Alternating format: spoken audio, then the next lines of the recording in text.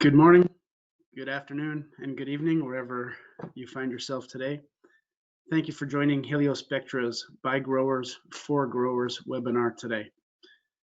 My name is Scott Thornton, and I'm the Vice President Sales at Heliospectra, and it's a great pleasure to have you with us today. I'm coming to you from beautiful Montreal, Canada, and I hope everyone is doing well and staying safe. Heliospectra was founded in 2006 in Sweden by plant scientists and biologists with one vision: to make crop production more intelligent and resource efficient.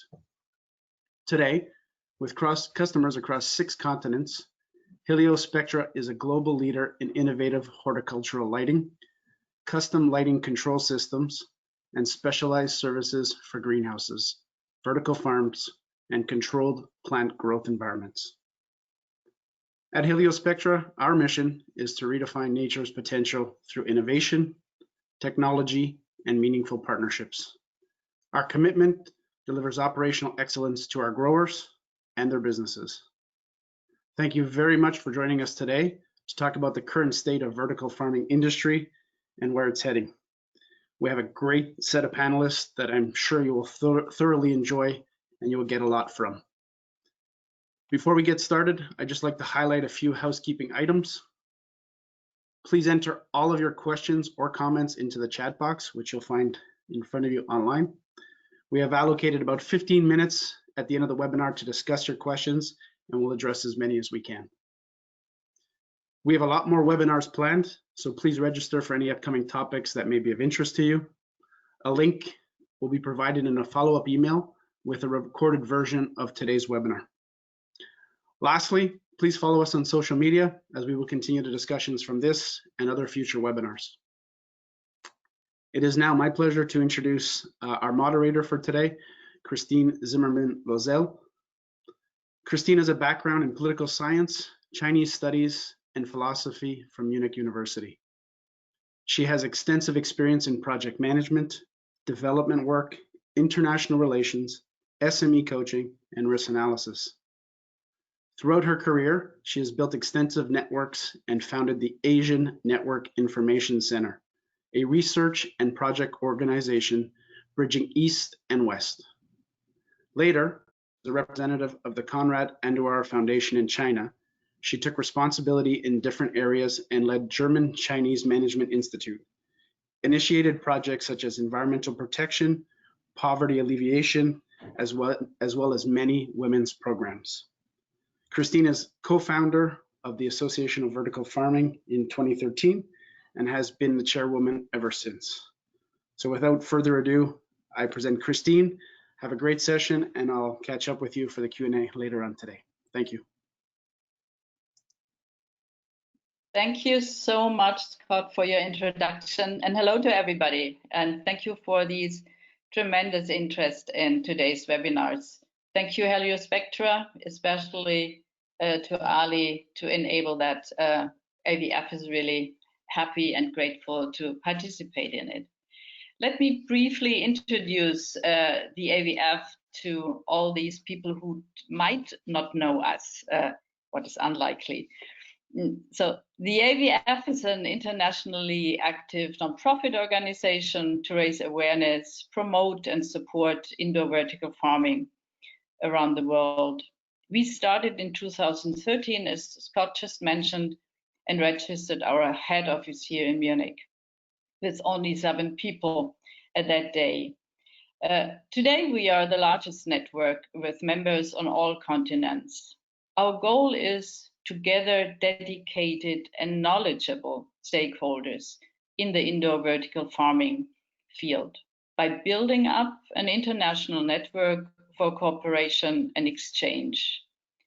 We strive to bring vertical farming in all corners of the globe to ease the pressure agriculture has on our ecosystem, to mitigate climate change, foster food resilience, and enable access to a better, healthier diet with fresh, nutritious local food production. We reach out to politics, communities, and citizens to build up trust and understanding for this innovative agriculture. And this day today and this webinar gives us the opportunity to go into deeper knowledge and understanding of what is happening now. And I would like to ask to introduce our panelists themselves. And I'm happily giving the microphone now to Ali and to Nate and to Joel. Good, thank you very much. My name is Ali Ahmadian. I'm CEO, President, Heliospectra. We've been into business for the last 15 years, developing basically lighting, intelligent lighting, LED lighting solution and the control, and for solution for horticulture. And with a kind of two things in focus: operation cost reduction, as well as having the most healthiest and highest quality crop in mind. We are developing our solution continuously, and we provide that to the market. Great.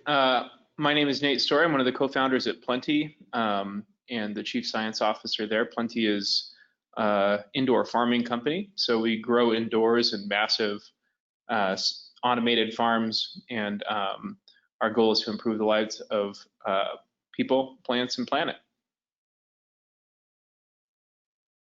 I'm Joel Coelho. I'm a professor of biosystems engineering at the University of Arizona. My expertise encompasses controlled environment engineering and bioprocess engineering. Excellent, thank you. I mean, we have a really high caliber speaker panel today, and I would like to start our today's webinar with a broad question, which I would like to put into your mind now, but I would like to have the answers at the end of our webinar. So think about using today as your vantage point. How do you envision tomorrow's blueprint of the vertical farming industry? Think about it, and also maybe listen to what the others will say during the coming 45 minutes. And then I'm looking forward to get your answers. So starting the conversation of the first part of our webinar, what is, according to your assessment, the current state of the vertical farming, and where is it heading? Joel, would you like to start with your view? Okay, sure. Well, I think that the vertical farming industry in the last 5 or so years has really had a historic run in terms of its growth and proliferation globally. And I think that going forward, and especially with the context that's been provided by COVID-19 in terms of the enormous disruptions that it has caused in the fresh produce supply chain, I think going forward, the vertical farming industry should continue its growth trajectory. That's very important because vertical farming needs to become economically viable. Because without that, then what do we have to work with? But it should not stop in just growth. The story of the vertical farming industry should not just be a growth story. It should also be equally a story of sustainability and resilience. So I can elaborate on that later, but I'd like to give an opportunity to the other panelists. Yeah, I mean, I think that the vertical farming industry is still in its infancy.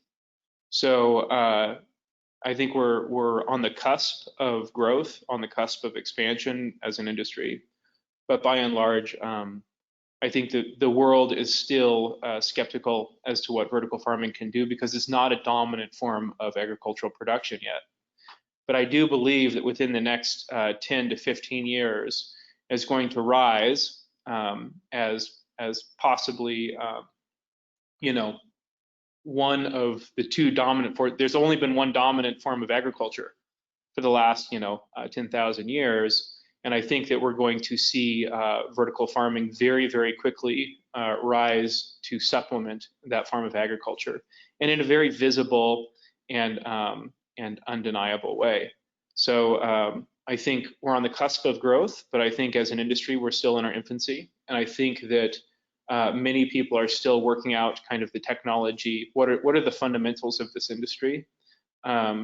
There have been many pioneers who have kind of gone before us. Many of them have, most of them have not made it. And that's, I would say a lot of it is just because they were too early, right? These were visionaries who saw the future, but the technology did not match up with where they were at. So I think, you know, we've finally gotten to the point as an industry where the technology matches the need.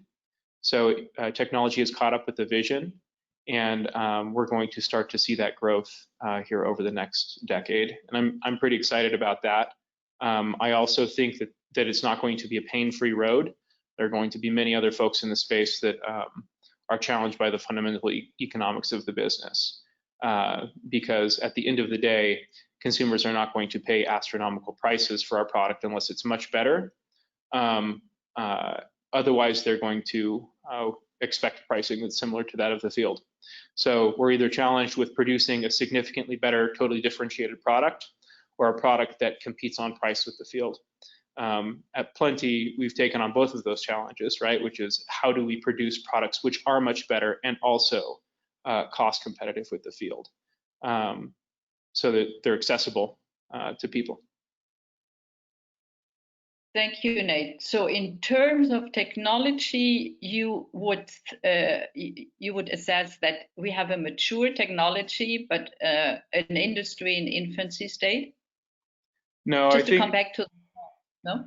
Yeah, I mean, I think that technology has only recently caught up with vision, and it has happened very quickly because most of the technology inputs to this business are on incredibly aggressive cost curves. And it's impossible to talk about vertical farming without talking about cost curves, and technology cost curves in particular, because they defy expectations. They're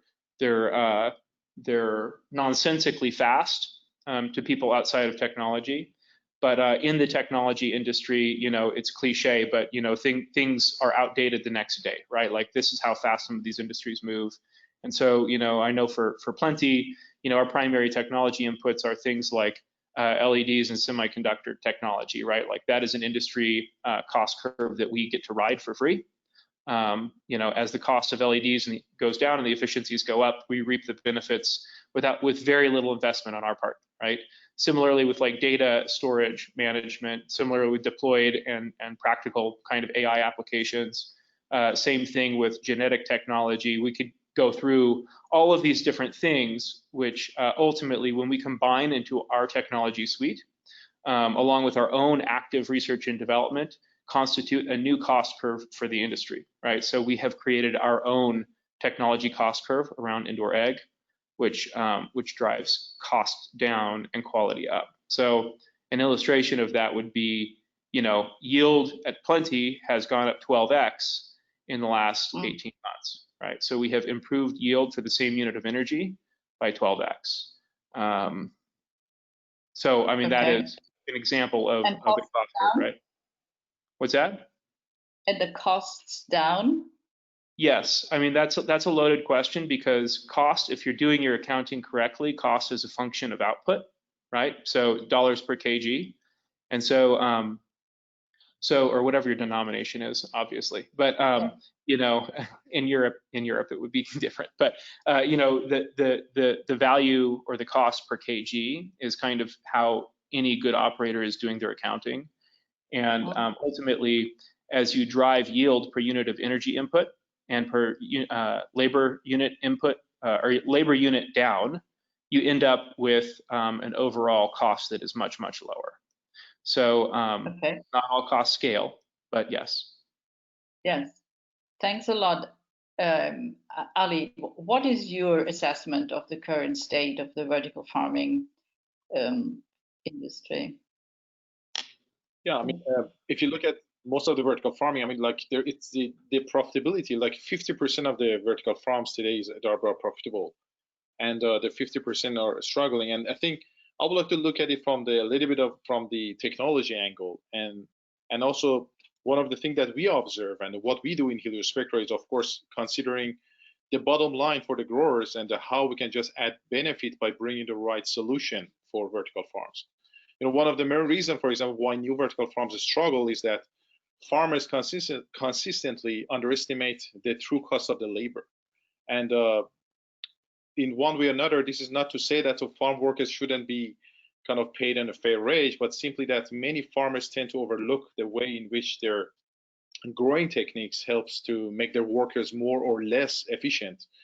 And I'm gonna, of course, talk a little bit about the technology and automation going forward, but looking at the situation that we are in, I mean, you know, urbanization is increasing.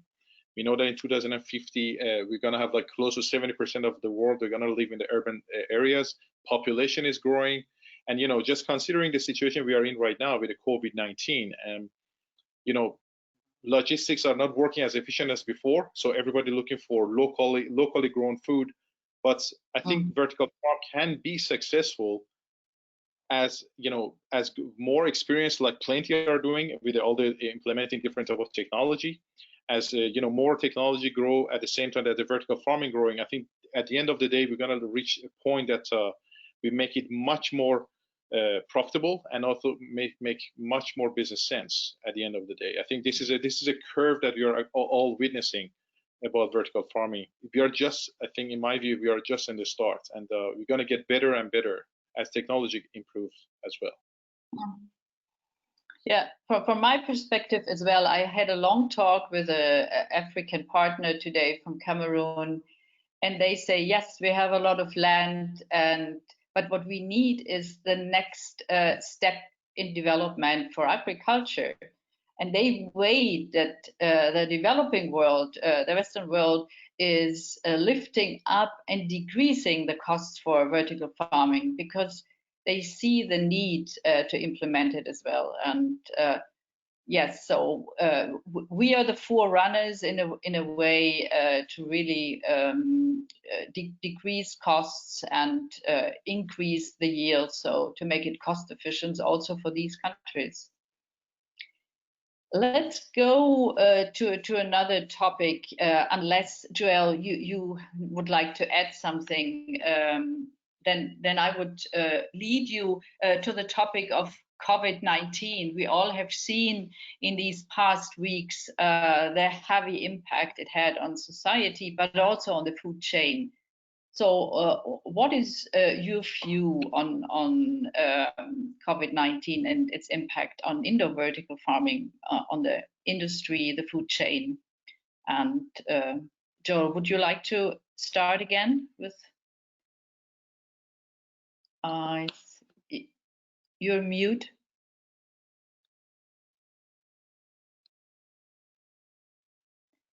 You're mute, Joel. Yes, I'm back on now. Okay. Yeah. Right. So in the United States, really the food supply chain, the fresh produce supply chain has been dramatically upended and impacted by COVID-19. As it happens, the food supply chain has two strands. One is the food service sector, and the other one is the retail sector. And because of the closure of restaurants, hotels, schools, institutions, there's now a lot of distributors that are catering to the food service sector that have no place to deliver their fresh produce.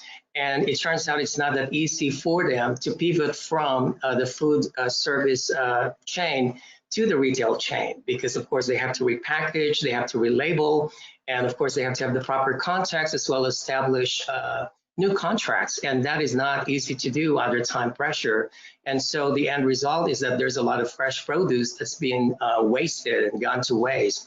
A lot of fresh produce or vegetables that have been plowed into the ground.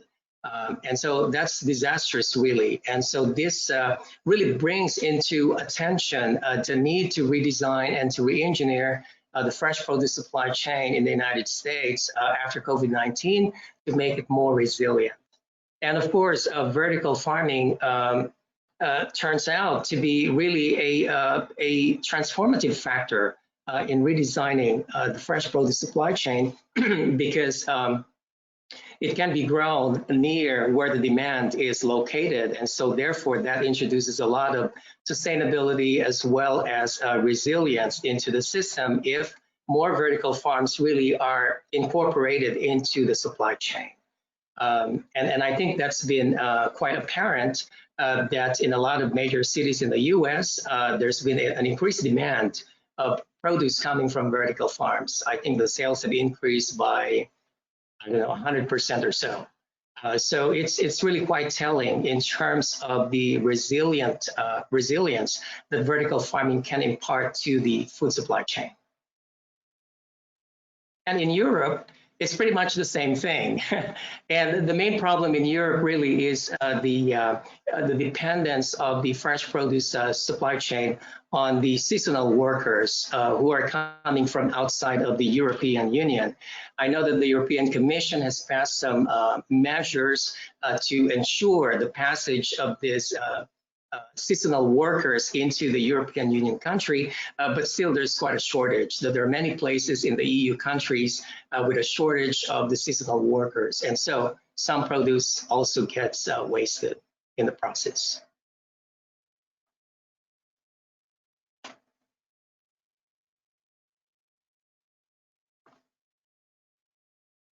Oh, okay. I see everybody nodding, Nate and Ali. Anything to add to that, to Joel's comment?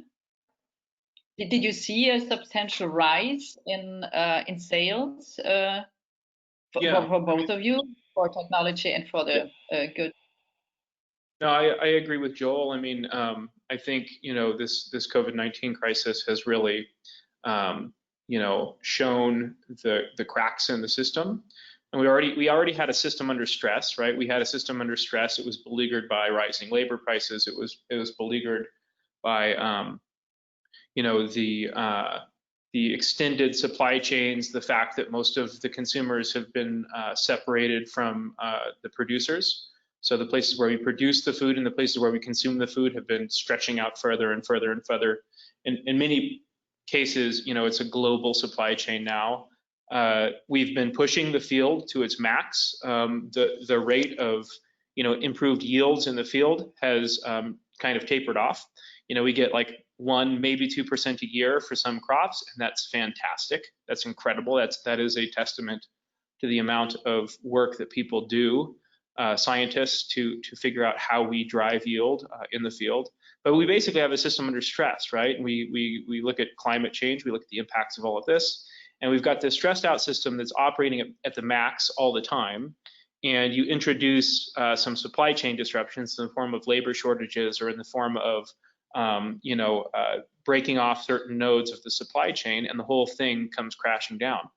And I think really all this has done, and frankly, I believe that this is a relatively minor thing in the course of what we could experience in the future. And so when we think about as detrimental as this has been to our food system, and as scary as this has been in many ways for food producers, distributors, retailers, consumers, I look at some of the things that are coming towards us in the form of climate change, in the form of other, you know, instabilities, and I believe that we've got a lot of work to do to buttress up our food system.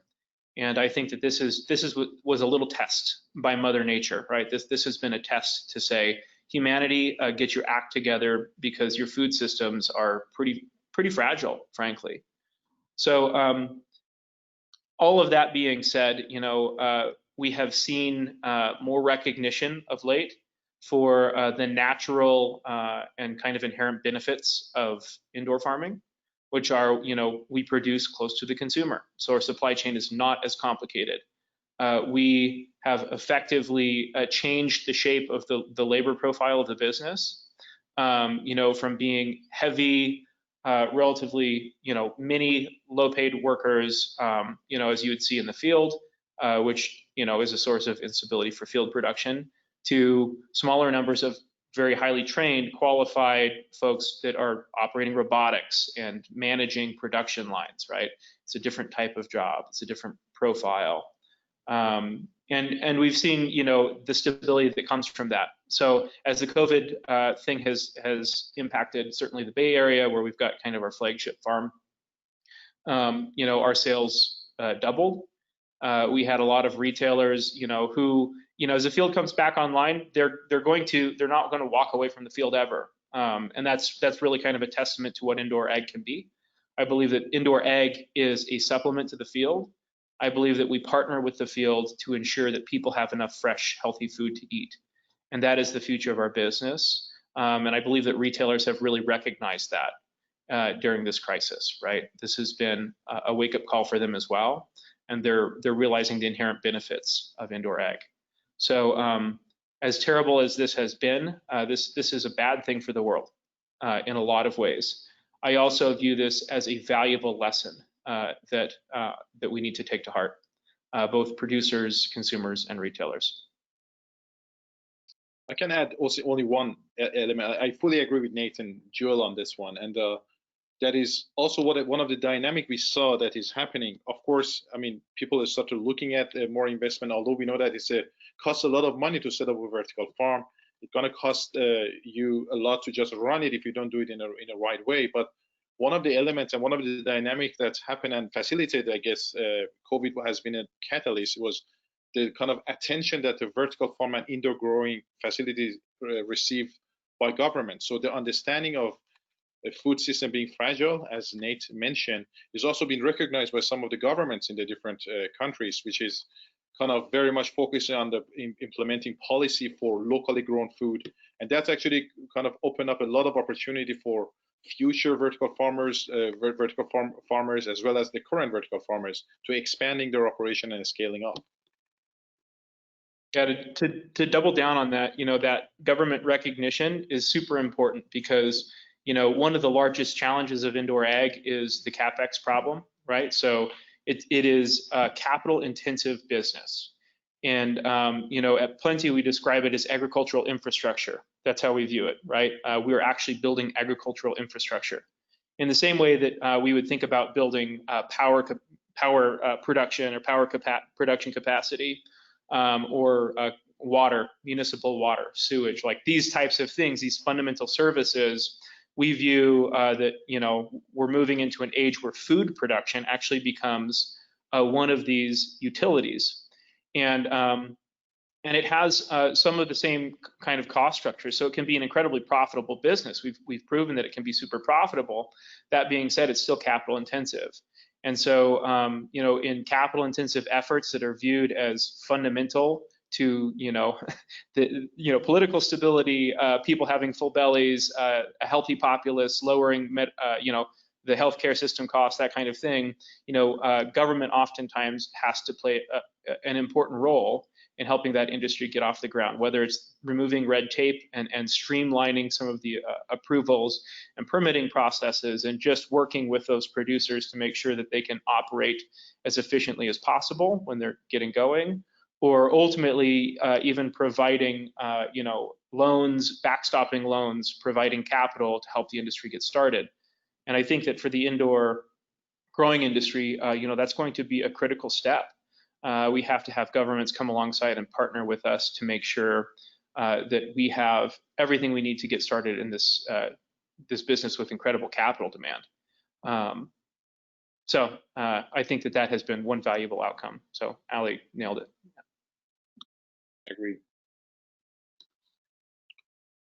I see your point. Yes, absolutely. And still, we have to answer the questions I always get when I talk to governments, and this is one role AVF is taking on.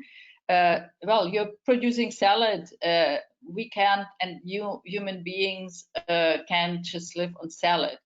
So where do we go with vertical farming in this near future? Again, that will be at the end the question. Will we once produce corn and maize and stable crops in a vertical farm? Is that will that be ever viable? And what is the blueprint of the future? But before we go there, let's talk a little bit more about automation, investment, and technology. Ali, where do you see the next leapfrogs, if there are any, or next important steps in technology? Sure. The technology, I mean, I think basically the CEA provide a kind of, I would say, the first kind of fundamental part of the technology. I mean, when you're controlling and monitoring the irrigation, lighting, nutrition, pH, air temperature, humidity, CO2 level, all of those, I think that's the first level. That's, I have to say, that's a majority of the vertical farms today, basically, I mean, working in that area.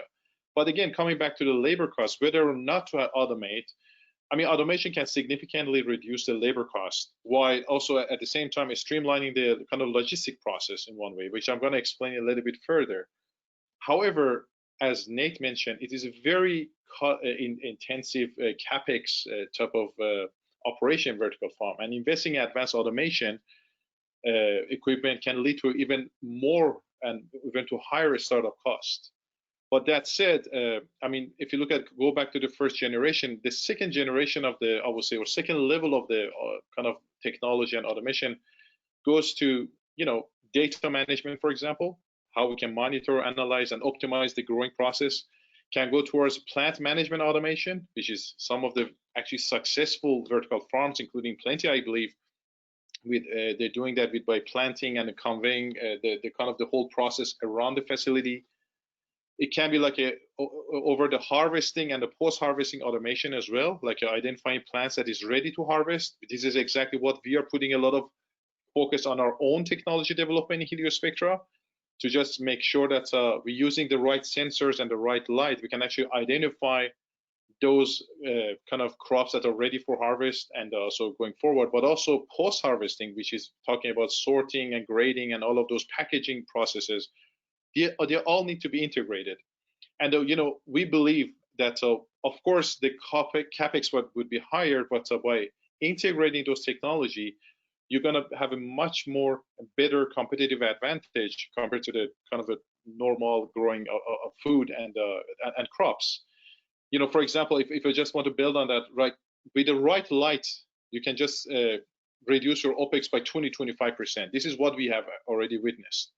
And also some of our customers that we see that with the kind of implementing right automation level, they can cut down their OPEX for further 20-25%. All of these numbers can help you just build quite a good business case.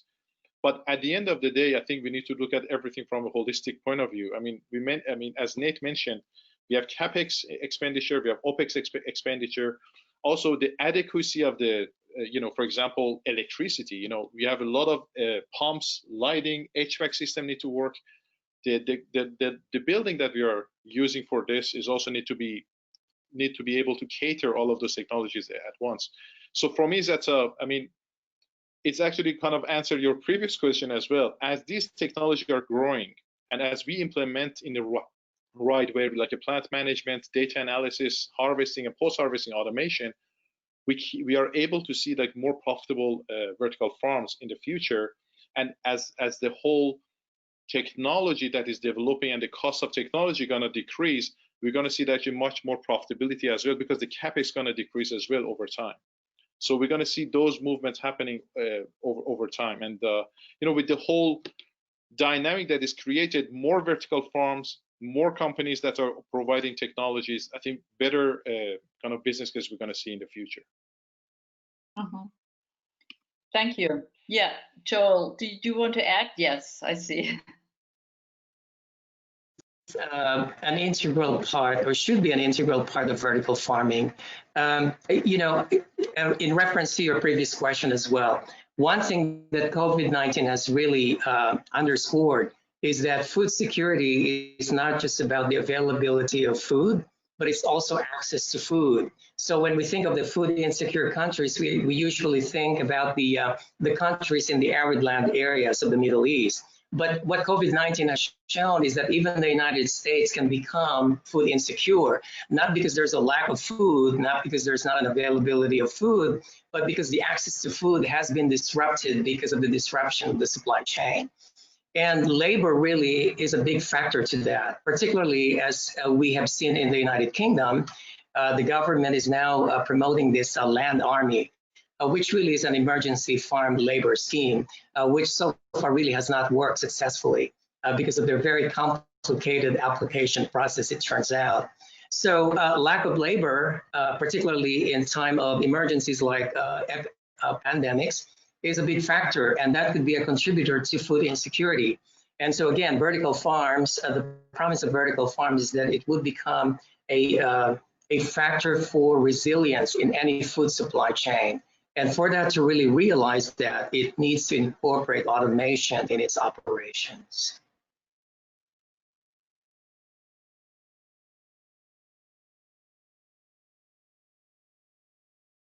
Nate, a last question for this section to you. Have you seen a better access to investment for vertical farms in these past 2 to 3 years? Yeah, I mean, I think that folks are starting to view vertical farming not as a if but a when question. So I think really, you know, what we've earned over the last decade or two is the recognition that this is a necessary thing.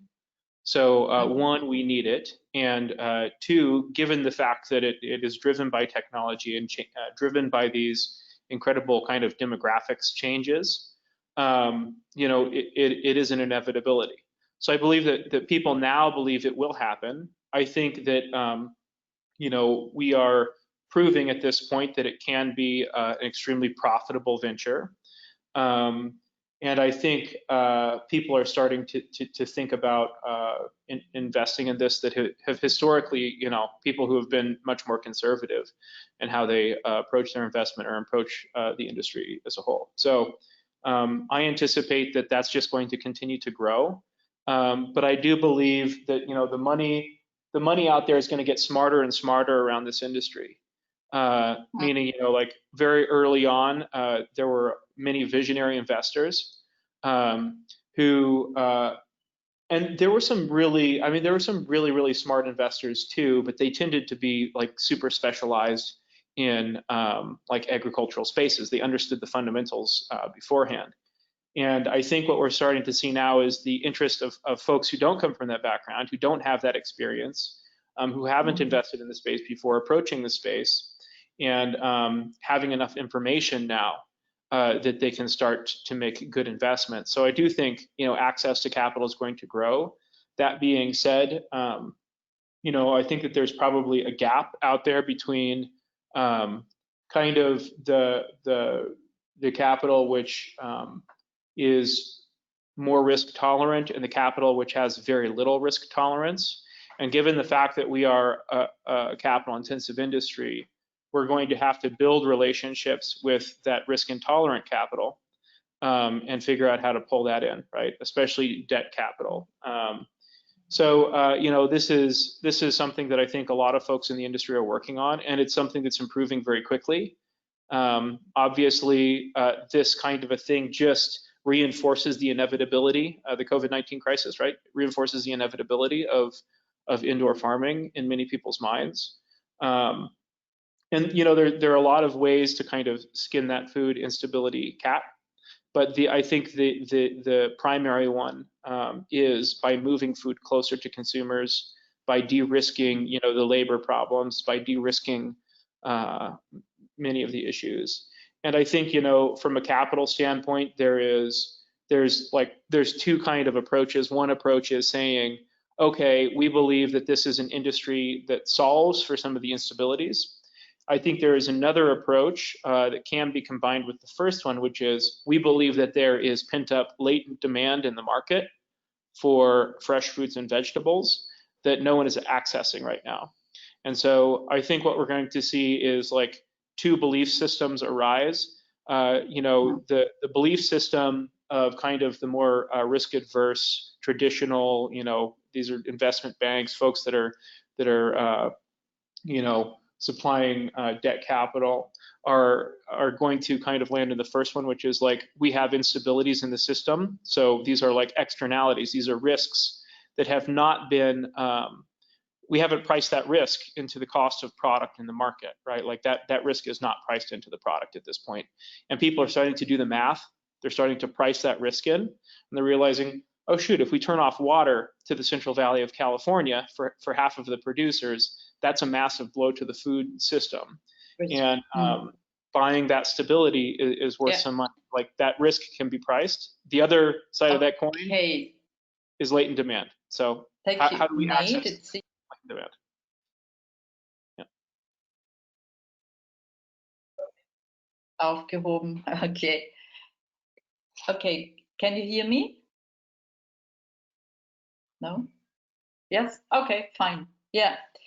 So let's go, because we have 5 minutes left, briefly to one aspect which is crucial to vertical farming, or the broad implementation. That's scaling of the business. Nate, I will start with you again, because that is your core intelligence. Could you just, in 2 or 3 sentences, comment on that? So how important is scaling, how to scale, and how difficult it is? I think scaling is one of the primary hurdles that the industry faces. So I say that because I feel like many businesses in the space built a farm. They didn't build a company that scales farms. And so there's a bit of a philosophical kind of underpinning there around how you choose to build your business, staff your business, hire certain people. And it's much more costly, right, to build a business that scales farms rather than to build a farm. And so I do believe that scaling is going to be a challenge for many of the folks out there. At Plenty, I can't help that. I've got to exceed my 3 sentences. At Plenty, we've focused very hard on building a company that is capable of scaling farms. So modularizing the farms, making them, modules that can be fitted together quickly and easily, shipped on pallets, having deployment teams and folks that specialize in that kind of thing. And so that's been a focus of ours from the beginning, but it's not easy. There's a lot more work that goes into that model rather than the build a farm model. But we believe it enables us to build farms quickly everywhere.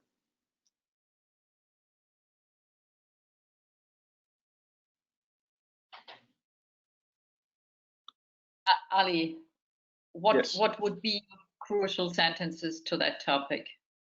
I can say, like, maybe I can make it very short. I mean, so kind of scaling up. I mean, if larger centralized facilities normally, could lead to some economic of scale, which is very good. But at the same time, you can face some challenges with the logistics. On the other hand, a smaller localized kind of, let's say, operation is gonna have, much higher startup cost relative to the output capacity. So I think it's a very delicate question that need to be kind of carefully examined by, you're looking at a finance business model. I think at the end of the day, there are a couple of key questions one can ask, like if scalability.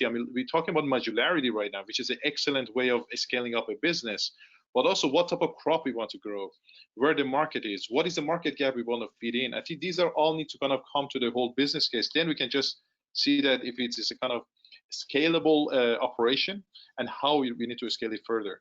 That would be my 20 cents to the question. I think, Christine, it's just like what Nate and Ali have been saying. It's modularity, but it's really designing a turnkey modular operation that has flexibility in it, so that wherever you place it, it can be responsive to the demand of that locality. So if one could really build a turnkey operation for vertical farm that's modular and that's responsive and flexible, I think that would be great. I think the last sentence I would say here, to tack on to what Ali was hinting at there, is scalability isn't just about like the infrastructure, the operational execution of scaling farms. It's also about demand and understanding where that demand is. And when we look at the market, we see a world that consumes 30% of what it should be consuming in terms of fresh fruits and vegetables.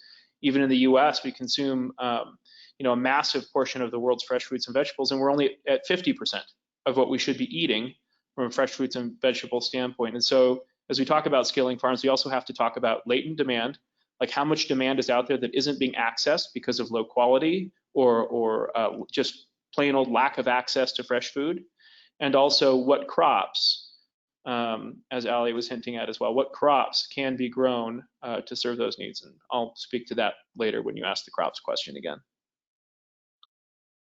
Yeah. Okay, having said and listened to all that really fantastic insights, again, coming back, so what would be for today your vantage point? What's the blueprint of the future of vertical farming? Could you put that in one sentence now, after 45 minutes of brainstorming? I think, you know, one sentence would be something along the lines of a massive platform equivalent to field production, growing a multitude of crops. Mm-hmm. Okay. Right. So I'll attempt by saying that the blueprint should be one for continued growth and resilience and sustainability in a way that's also scalable. Maybe I can say that it would be a platform that can harness opportunity of a different type of technologies that are growing in parallel, and just make it more successful.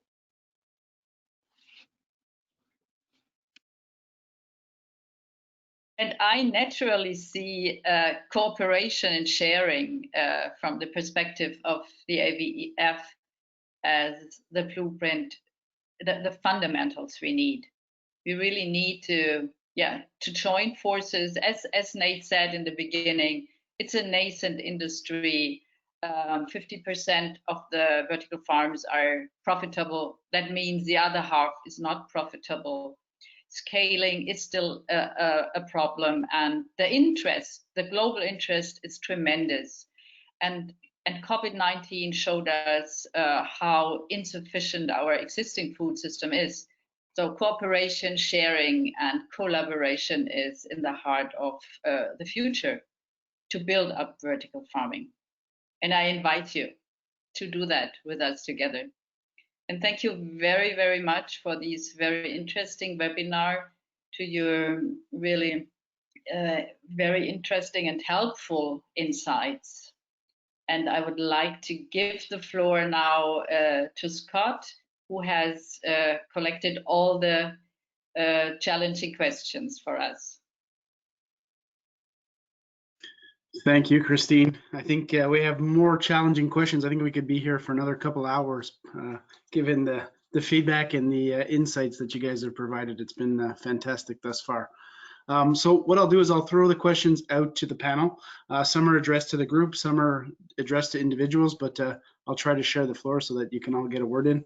We have about 10 minutes left, so I think we'll probably get to 4 or 5 questions, but we'll see how that goes. So our first question is for the group is, what do vertical farms expect demand to look like once the economy stabilizes / the pandemic truly ends?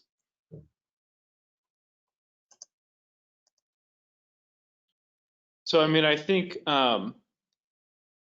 demand at retailers has grown as food service and as restaurants have basically been shut down. Many of them have suffered kind of economic damages that are irreparable. They won't come back, most likely. We've seen retail sales go up, so more people are buying retail and making their own things at home. So by and large, for the producers that sell into that channel, it's a great thing. For the producers that sell into food service, it's a bad thing. So, that's a dynamic that I expect we will feel kind of the effects of for a while.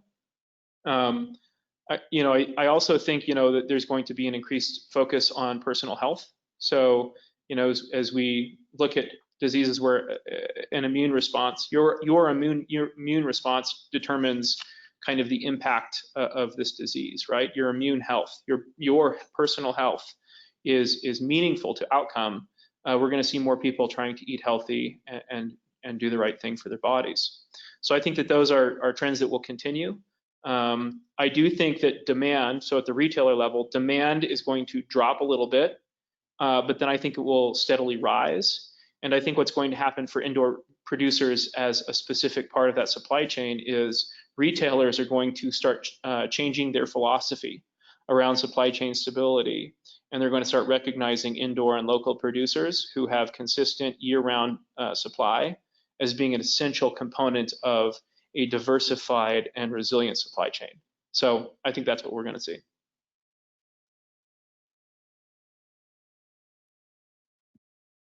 I think you're on mute, Joel. Joel, I think you're on mute. Yeah. We see you talking there. There you go. It's unmuted. Okay, can you hear me now? All right.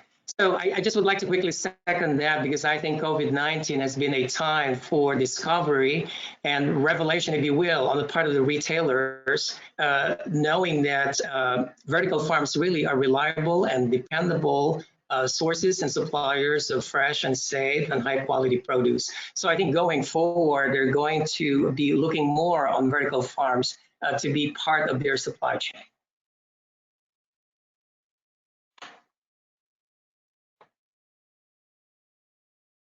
Ali, maybe you can answer next, and then we'll finish off with Christine. Oh, okay. I thought that maybe we can just spend time for more questions.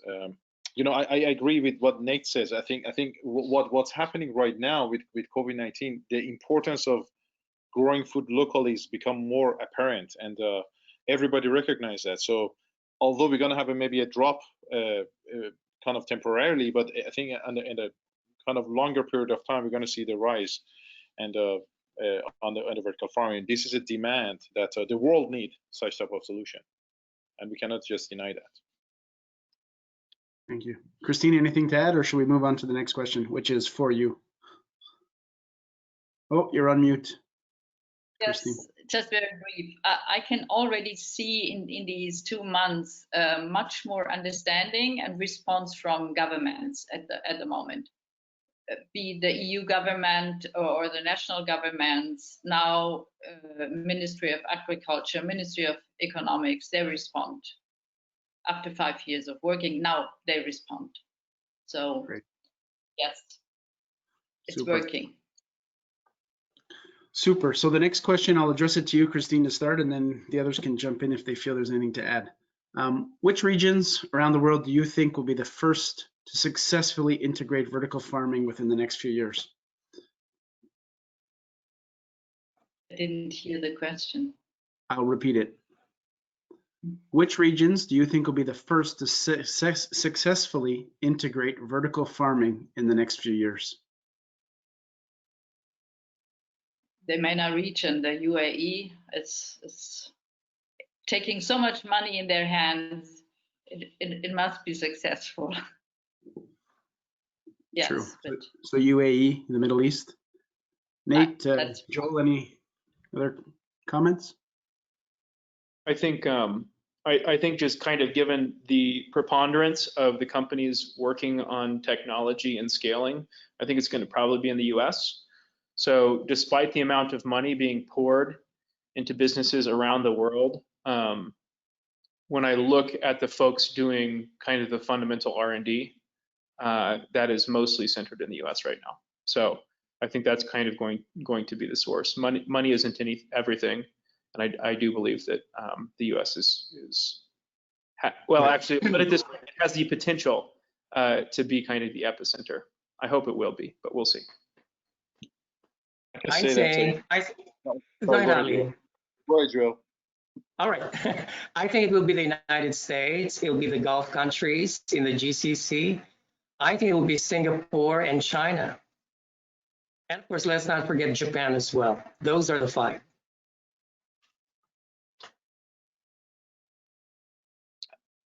You're on mute.